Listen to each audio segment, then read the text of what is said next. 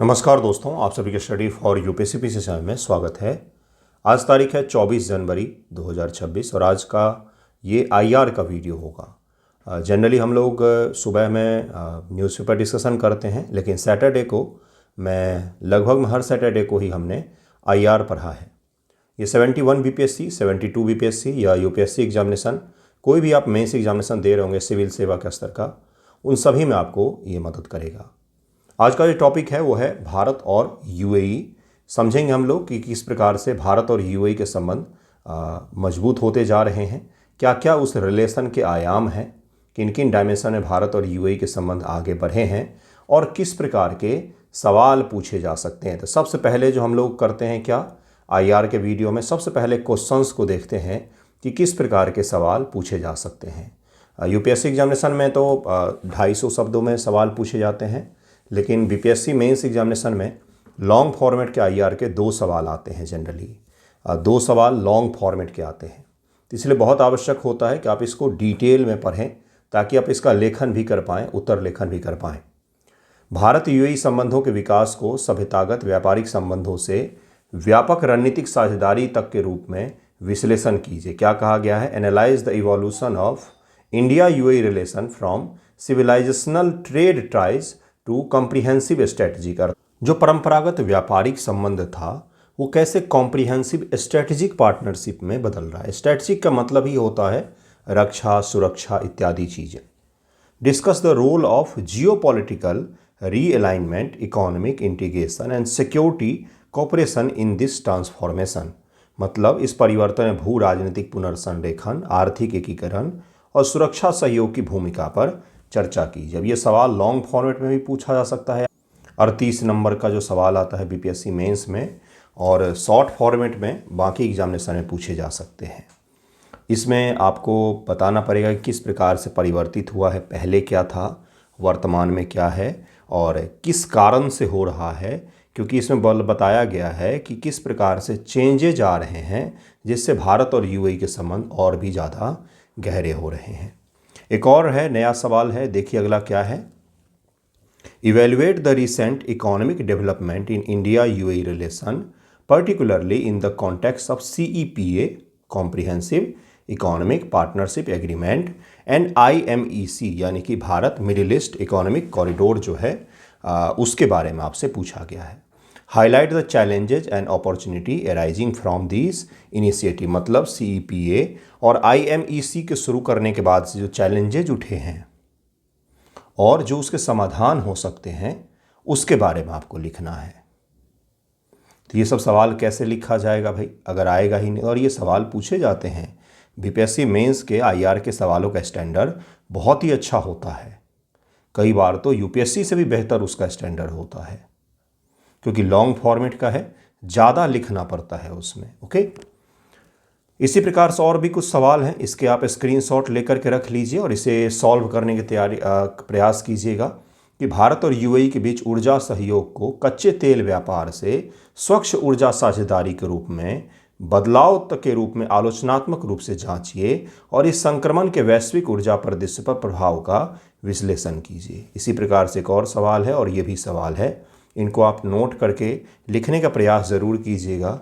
71 mains हो आपका या 72 की तैयारी कर रहे हो, दोनों के दृष्टिकोण में आपको इसको लिखना ही है, क्योंकि टॉपिक इम्पॉर्टेंट होता है, करंट की चीज़ें में इसमें ऐड ऑन होती जाती हैं।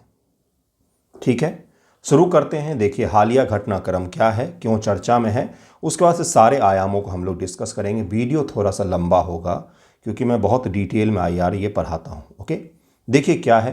हाल ही में यूएई के जो प्रेसिडेंट हैं उनकी भारत यात्रा हुई और वो कुछ घंटों की यात्रा हुई, मतलब लगभग उन्होंने 80 मिनट ही भारत बिताए हैं, जबकि राष्ट्राध्यक्षों की यात्रा इतनी जल्दबाजी में कभी भी नहीं होती है। तो माना जा रहा है कि ये इतना इम्पोर्टेंट हो गया था भारत और यूएई के बीच में रक्षा समझौतों को साइन करना कि बहुत ही त्वरित यात्रा हुई और वो साइन हुआ है, जिसको हम लोग बोलते हैं डिफेंस सहयोग, रक्षा सहयोग जिसको कहा जाता है, वो साइन किया गया है। इसी कारण से ये संबंध चर्चा में बना हुआ है और ये केवल इस कारण से बल्कि मिडिल ईस्ट और पूरा अरेबियन प्रायद्वीप जो है वो आजकल चर्चा में बना हुआ है, क्योंकि यमन को लेकर के यूएई और सऊदी अरब में तनाव उत्पन्न हो गए थे।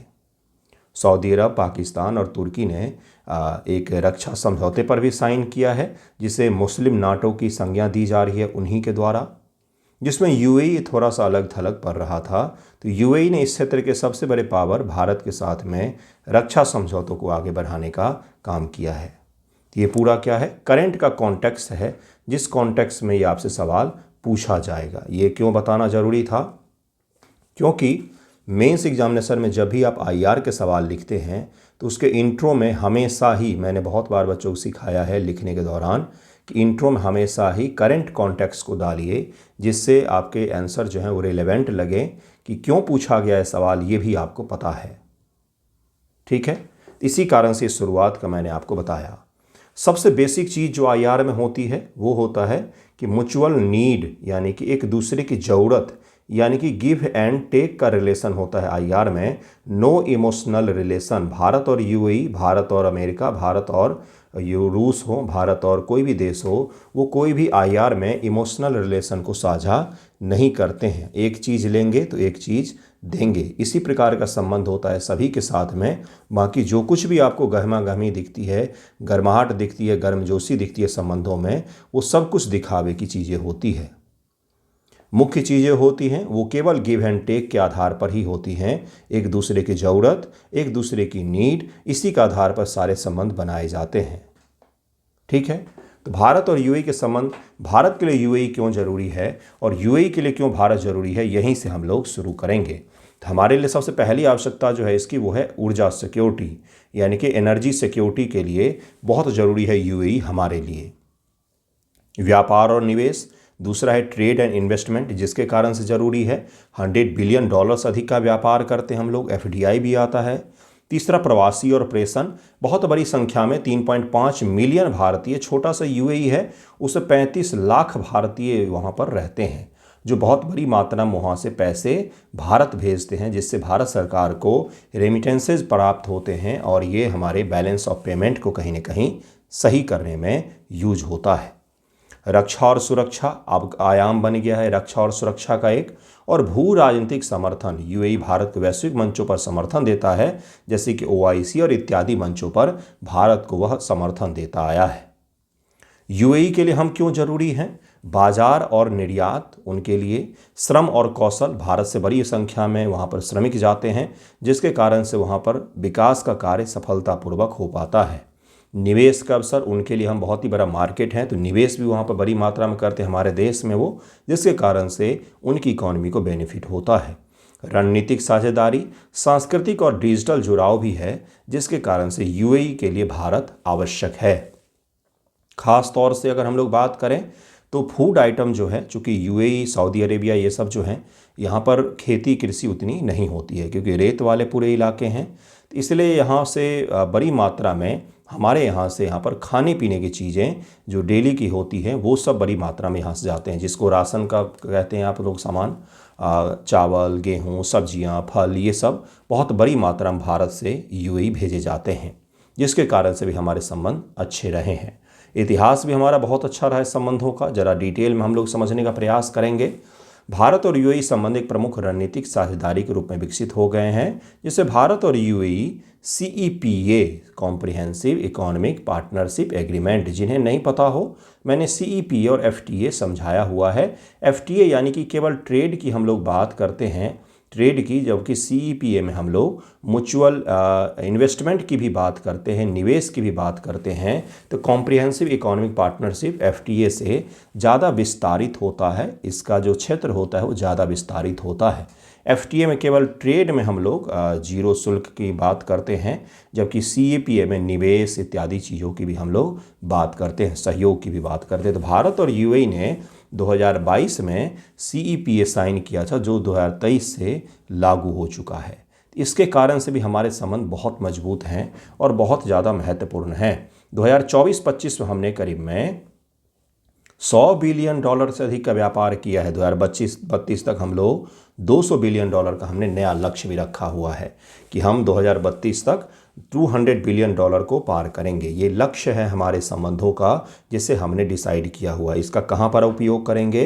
अपने आंसर राइटिंग में वहाँ पर इस लाइन को लिखेंगे, कहानियाँ नहीं, डेटा सहित आप लिखेंगे कि भारत और यूएई के संबंध वर्तमान में आर्थिक की बात करें तो $100 बिलियन का हम लोग व्यापार करते हैं, जो 2032 तक $200 बिलियन का हमने लक्ष्य रखा, अर्थात 2 गुना व्यापार अगले 6 वर्षों में हम लोग कर लेंगे। 2032 अब ज़्यादा दूर नहीं है, 6 वर्ष बाद ही 2032 है। यूएई भारत का तीसरा सबसे बड़ा व्यापारिक साझेदार है। अमेरिका और चीन के बाद से सबसे बड़ा व्यापारिक साझेदार हमारा यूएई ही है, क्योंकि यूएई से बड़ी मात्रा हम लोग एलएनजी इत्यादि खरीदते हैं और उनको सामान भी कई सारा हम लोग बेचते हैं।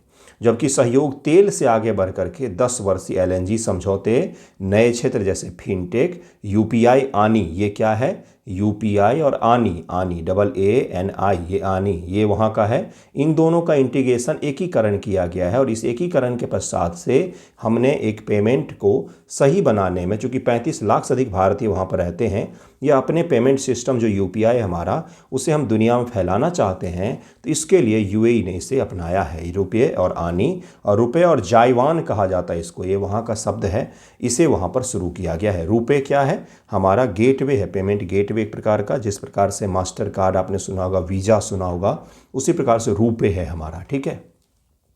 ये दोनों तो, वीज़ा और मास्टर कार्ड तो अमेरिकन है, रुपये जो है ये भारत सरकार की तकनीक है। भारत मध्य पूर्व यूरोप आर्थिक गलियारा, हाल की वार्ताओं में रणनीतिक रक्षा साझेदारी शामिल है, जिसमें रक्षा उद्योग, सहयोग व अंतर संचालन शामिल है। हाल ही में जो यात्रा हुई थी उनके प्रेसिडेंट की, तो उस दौरान इन सब क्षेत्रों में बात की गई है। यूएई के ज़रा लोकेशन को हम लोग देखते हैं, और ये जो पूरा इलाका है जिसे क्या कहा जाता है, जिसको अरेबियन प्रायद्वीप और सामूहिक रूप से इसे मिडिल ईस्ट कह दिया जाता है।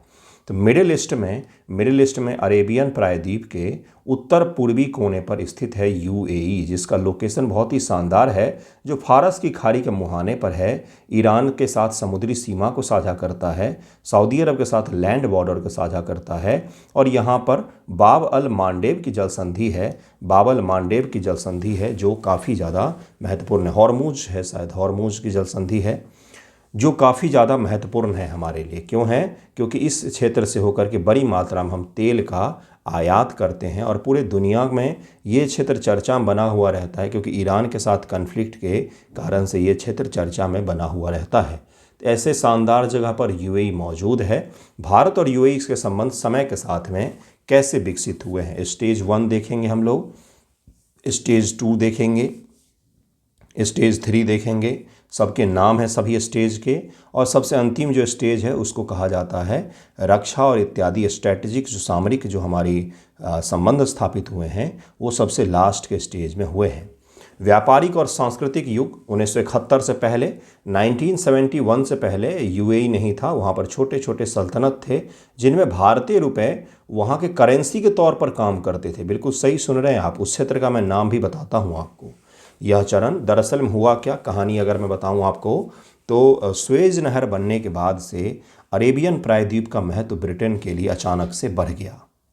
स्वेज नहर जब तक नहीं था तब तक ये क्षेत्र जो है वो उतना ज़्यादा इम्पोर्टेंस नहीं रखता था, लेकिन स्वेज नहर बना, और स्वेज नहर बनने के बाद धीरे धीरे तेल जैसी चीज़ें जब निकलनी शुरू हुई और उसकी खपत बढ़नी शुरू हुई, तो अचानक से इस क्षेत्र में समृद्धि आ गई। उससे पहले ब्रिटिश एम्पायर का कहीं ना कहीं हिस्सा हुआ करता था, जिसका शासन भारत से ही चलता था। बिल्कुल सही सुन रहे हैं आप।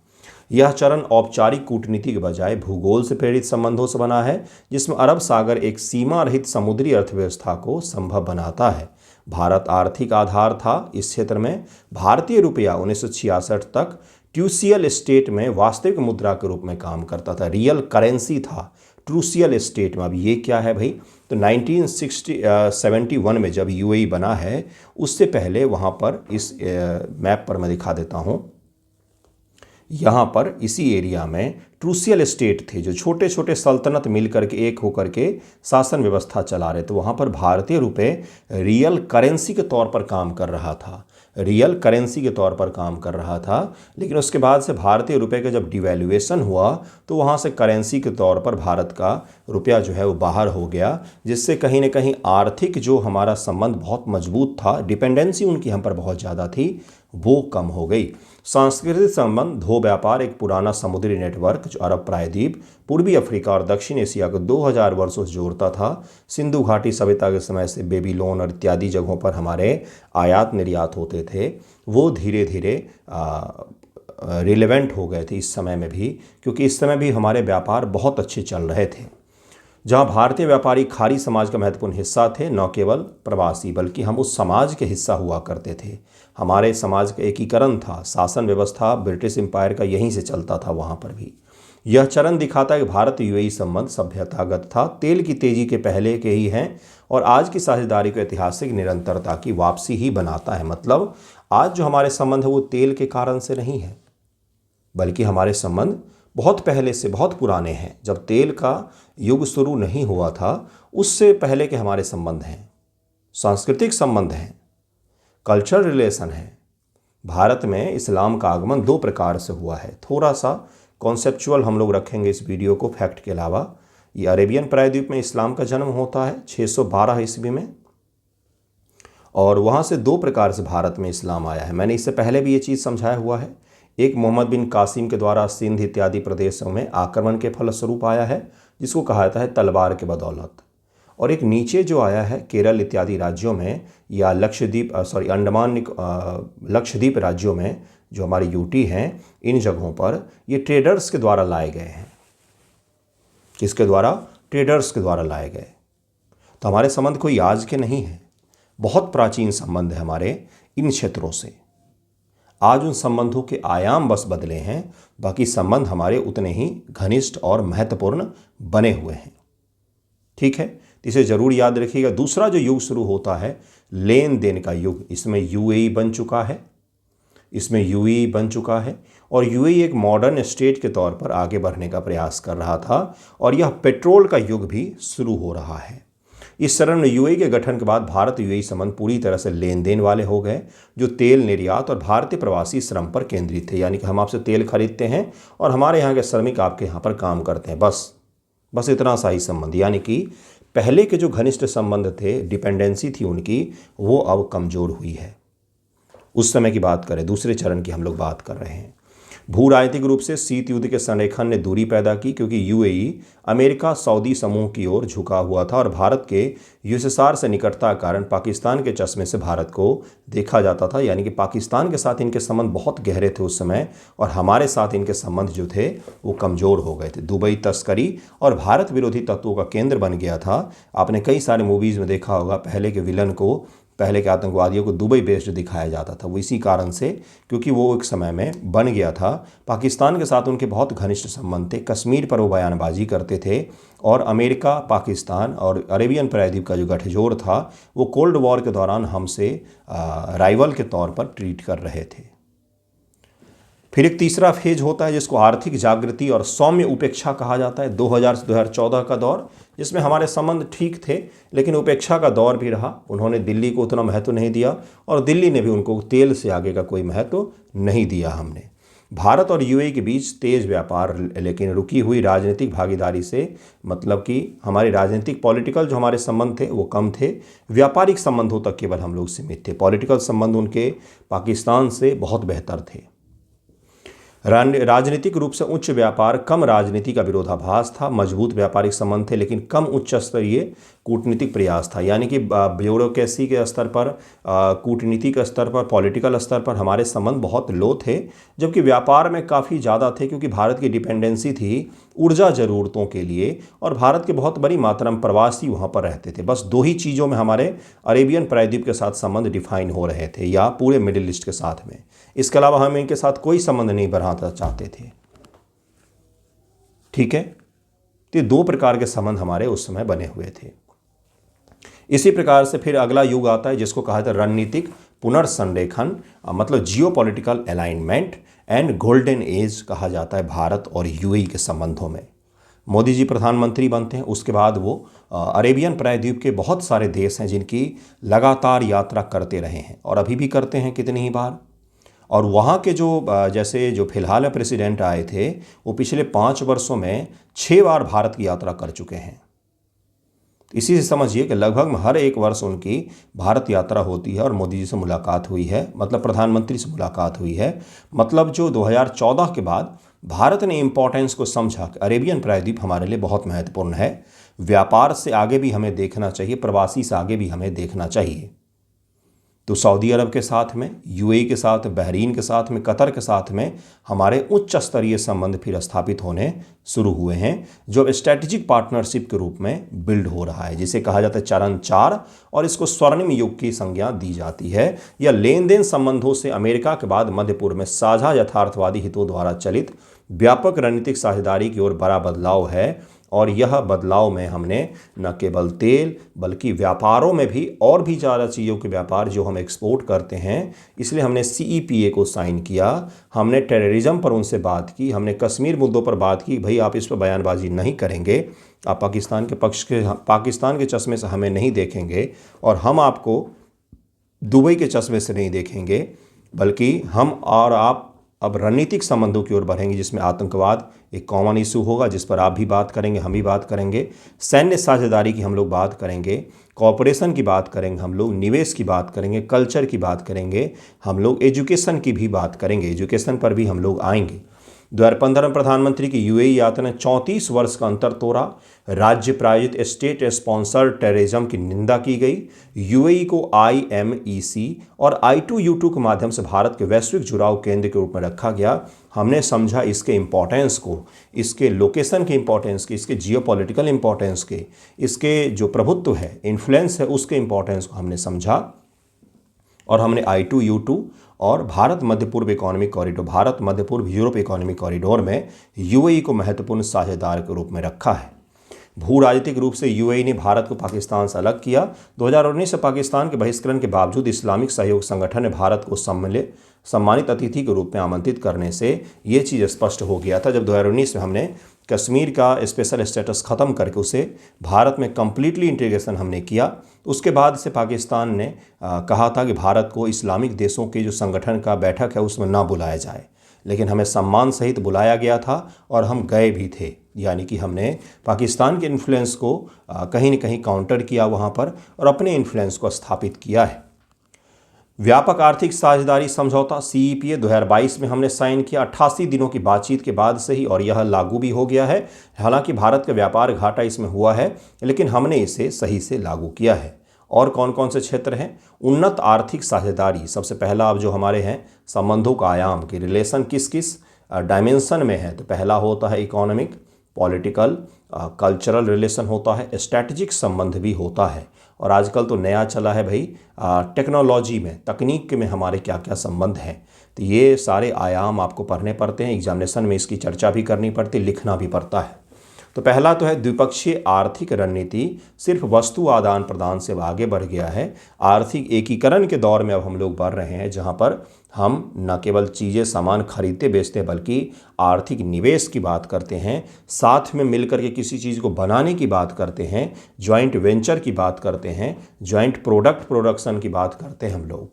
जनवरी 2026 में दोनों देशों ने 2032 तक वार्षिक व्यापार में $200 बिलियन का लक्ष्य रखा हुआ है हमने, यानी कि अगले 6 वर्षों हम इसे दोगुना करने के लक्ष्य के साथ में आगे बढ़ रहे हैं। जेबल अली फ्री जोन में भारत मार्ट और भारत अफ्रीका सेतु जैसी योजनाओं को बढ़ावा दिया जा रहा है, ताकि भारत के MSME इत्यादि जो हैं वो सही प्रकार से वहाँ से एक्सपोर्ट कर सकें। रणनीतिक रक्षा बदलाव हुआ है। भारत और यूएई औपचारिक सुरक्षा ढांचे की ओर बढ़ रहे हैं, यानी कि यूएई की सुरक्षा भारत की सुरक्षा और भारत की सुरक्षा यूएई की सुरक्षा, यानी कि यूएई का संकट भारत का संकट और भारत का संकट यूएई के संकट। अब हम इस साझेदारी की ओर बढ़ रहे हैं। इतना बेहतर हमारा संबंध हाल के दिनों में विकसित हुआ है, जिसमें हमने सीमा पार टेररिज्म के खिलाफ सामूहिक रुख को दिखाया है कि भाई ये चीज़ एक्सेप्ट नहीं किया जा सकता। यह बदलाव दिखाता है कि यूएई अब भारत को हिंद महासागर में समुद्री सुरक्षा, रक्षा, उद्योग, नवाचार के लिए मुख्य साझेदार के रूप में मानता है, न कि केवल एक पारंपरिक क्षेत्रीय सहयोगी के रूप में। यानी कि अब न केवल तेल के व्यापार के रूप में वो देखता है, बल्कि रक्षा, सुरक्षा, उद्योग, नवाचार जिसको इनोवेशन कहा जाता है, तकनीक, समुद्री सहयोग, सैन्य सहयोग, इन सभी क्षेत्रों में अब हम आगे बढ़ रहे हैं। उदाहरण के लिए जनवरी 2026 में रणनीतिक रक्षा साझेदारी के लिए इरादे का पत्र LOC पर हस्ताक्षर किया गया है, जिसमें रक्षा उद्योग सहयोग व अंतर संचालन शामिल है, जिसको कहा जाता है इंटर ऑपरेबिलिटी, यानी कि हम एक दूसरे के लॉजिस्टिक, हम एक दूसरे के संसाधनों का उपयोग कर पाएंगे और हम रक्षा में सहयोग को और भी ज़्यादा आगे ले जा पाएंगे। अब हम बिल्ड करेंगे साथ में, बनाने का प्रयास करेंगे साथ में। तो इस पर भी वार्तालाप की गई है। डेजर्ट साइक्लोन और उसके अलावा डेजर्ट फ्लैग जैसे संयुक्त अभ्यास अब जटिल युद्ध स्थितियों को शामिल करते हैं, यानी कि हम साथ में क्या सब कर रहे हैं, तो युद्ध अभ्यास भी कर रहे हैं कई सारे, जिसका कुछ नाम यहाँ पर दिया गया है। कच्चे व्यापार से स्वच्छ ऊर्जा साझेदारी तक, यानी कि तेल के जगह पर अब हम लोग SMR की बात करते हैं, स्मॉल मॉड्यूलर रिएक्टर की बात करते हैं, परमाणु ऊर्जा की बात करते हैं। UAE भी तेल युग से बाहर निकलना चाहता है और पूरी दुनिया अब नवीकरणीय ऊर्जा की ओर शिफ्ट हो रही है। इसलिए न केवल तेल के व्यापार की हम लोग बात करते हैं, बल्कि SMR तकनीक की भी बात करते हैं, स्मॉल मॉड्यूलर रिएक्टर की भी बात करते हैं हम लोग। LNG की बात करते हैं, गैस में नागरिक परमाणु सहयोग, छोटे मॉड्यूलर रिएक्टर की हम लोग कर रहे हैं चर्चा साथ में कि हम इसे क्यों स्थापित करें, कहाँ कहाँ पर स्थापित करें और मिल करके इस क्षेत्र में काम करें। उदाहरण के लिए HPCL ने 2026 में ADNOC के साथ में 2028 से शुरू 0.5 मिलियन मीट्रिक टन वार्षिक के लिए 10 वर्षीय LNG आपूर्ति समझौता पर भी साइन किया गया है। साथ ही दोनों देश भारत की नई परमाणु नीति UAE के बरकाह परमाणु विशेषज्ञता का लाभ उठाने के लिए छोटे मॉड्यूलर रिएक्टर पर सहयोग कर रहे हैं। हमें वो अपने परमाणु ऊर्जा में जो उसकी विशेषज्ञता रही है, उससे हमें भारत में सहयोग दे सकता है। इसके अलावा ग्रीन हाइड्रोजन के क्षेत्र में भी काम करने को लेकर बात हुई है। समझिएगा जरा ये क्यों महत्वपूर्ण है। जो UAE तेल पर निर्भर है वो ग्रीन हाइड्रोजन के क्षेत्र में बात कर रहा है। जो UAE तेल पर निर्भर है वो हाइड्रोजन एनर्जी के साथ साथ परमाणु एनर्जी की बात कर रहा है। तो उसे भी समझ में आ रहा है कि किस प्रकार से ट्रांजिशन जल्दी से जल्दी कर लिया जाए, ताकि तेल का युग जब समाप्त हो तो हमारे ऊंचे ऊंचे मीनारों में अंधेरे ना हो जाएं। ठीक है। फिनटेक और डिजिटल संबंध भी है हमारे बीच में। अभी मैंने आपको समझाया था वित्त और डिजिटल जुड़ाव, जो उसको कहा जाता है न्यू ऑयल। आजकल के समय ऑयल यही है, यानी कि महत्व यही है। जरूरी नहीं कि तेल का ही व्यापार हो, बल्कि डेटा का व्यापार हो सकता है, तकनीक का व्यापार हो सकता है। यानी कि जितना पहले तेल का महत्व था, उतना ही आज टेक्नोलॉजी का महत्व है। तो नया तेल इसको कहा जा रहा है। डिजिटल दूतावास भारत ने स्थापित किया है। सुपर कंप्यूटिंग समूहों की स्थापना उच्च स्तरीय तकनीकी निर्भरता की ओर बदलाव को दिखाती है। भारत ने डिजिटल एम्बेसी पहली बार स्थापित किया है। कहाँ पर? तो UAE में। भारत के रुपे कार्ड को UAE के जायवान कार्ड के साथ जोड़ा गया है। UPI को वहाँ पर जोड़ा गया है। इसके साथ साथ भारत ने CDEC और G42, ये जो UAE के संस्थान हैं, इनके बीच में भी सहयोग की बात की गई है। इंडिया AI मिशन, यह सुविधा सार्वजनिक और निजी शोध, अनुप्रयोग, व्यावसायिक नवाचार, इन सभी को लेकर के है। इसमें भी UAE ने सहयोग की बात की है। ठीक है, यानी कि तकनीक स्तर पर भी हमारे सहयोग काफ़ी बेहतर है। बुनियादी ढांचा सहयोग और ग्रीनफील्ड की योजनाएं भी हैं, जिसमें UAE ने कहा है ग्रीनफील्ड यानी कि नई योजनाएं जिसे भारत में डेवलप किया जाएगा।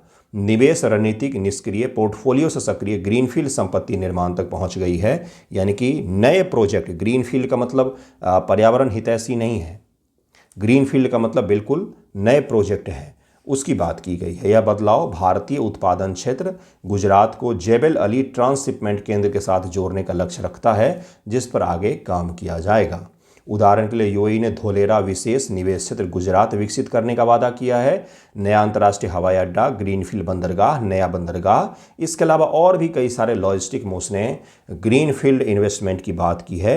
बिल्कुल जीरो से बनाया जाएगा, इस इन्वेस्टमेंट की भी बात की है।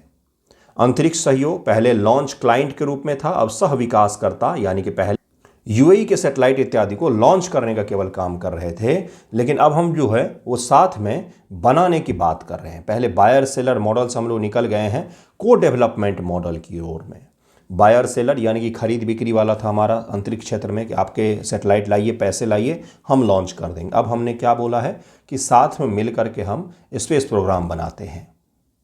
तो ये जो है सह विकासकर्ता के रूप में हम स्थापित हुए हैं। उदाहरण के 2026 में INA स्पेस और UAE स्पेस एजेंसी ने व्यावसायिक लॉन्च सुविधाएं संयुक्त रूप से विकसित करने के लिए ऐतिहासिक इरादे पर साइन किया है, यानी कि स्पेस की हमने बात की है।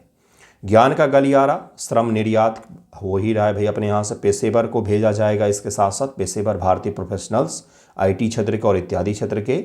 यह बदलाव सुनिश्चित करता है कि यूएई में भारतीय प्रवासी अब सिर्फ कार्यबल नहीं बल्कि यूएई तेल के बाद नवाचार आधारित अर्थव्यवस्था के प्रमुख चालक के रूप में भी स्थापित हो रहे हैं। 2024 में आईआईटी दिल्ली का एक कैंपस अबू धाबी में खोला गया है, जिसमें भी छात्रों की संख्या काफ़ी बढ़ी है और काफ़ी प्रतिष्ठित माना जाता है आईआईटी को इन क्षेत्रों में, क्योंकि वहाँ पर आपने सब चीज़ें देखी होगी लेकिन प्रतिष्ठित एजुकेशनल इंस्टीट्यूट आपने अरेबियन प्रायद्वीप में नाम नहीं सुना होगा, जो स्थापित करने का वो बहुत प्रयास कर रहे हैं, जिसमें भी भारत सरकार ने सहयोग की बात की है। तो ये सारे हमारे क्या थे, रिलेशन के आयाम। अब कुछ चुनौतियों को डिस्कस करेंगे, फिर हम लोग वीडियो को एंड करेंगे। देखिए चैलेंजेस क्या क्या। पहली जो चुनौती है वो है व्यापार असंतुलन और सीपीए उपयोग की कमी, यानी कि सीपीए हमने साइन भले ही कर लिया है लेकिन अभी भी इसमें कम हम उपयोग कर रहे हैं इसका, और व्यापार जो है भारत का वो सरप्लस में नहीं गया है बल्कि व्यापार डेफिसिट हो गया है हमारा। तो ये एक बहुत बड़ी चुनौती है। हमने साइन तो किया है लेकिन कई सारी चीज़ें जो हैं वो इससे अभी भी बाहर हैं, जिसके कारण से सरप्लस में व्यापार नहीं जा करके व्यापार घाटा का हमें सामना करना पड़ता है। उदाहरण के लिए वित्त वर्ष 2025 में द्विपक्षीय व्यापार $100 बिलियन अधिक का हुआ है, लेकिन भारत का व्यापार घाटा मुख्य रूप से तेल आयात से $26 बिलियन रहा है। तेल बहुत बड़ी मात्रा हम लोग खरीदते हैं जिसके कारण से। साथ ही भारत को डर है कि यूएई तीसरे पक्ष के सामान सोना चांदी के लिए रास्ता बन सकता है, यानी कि जैसे पाकिस्तान है। पाकिस्तान भारत से बहुत सारे सामान खरीदता है लेकिन डायरेक्ट नहीं खरीदता है, भारत से यूएई, यूएई से पाकिस्तान।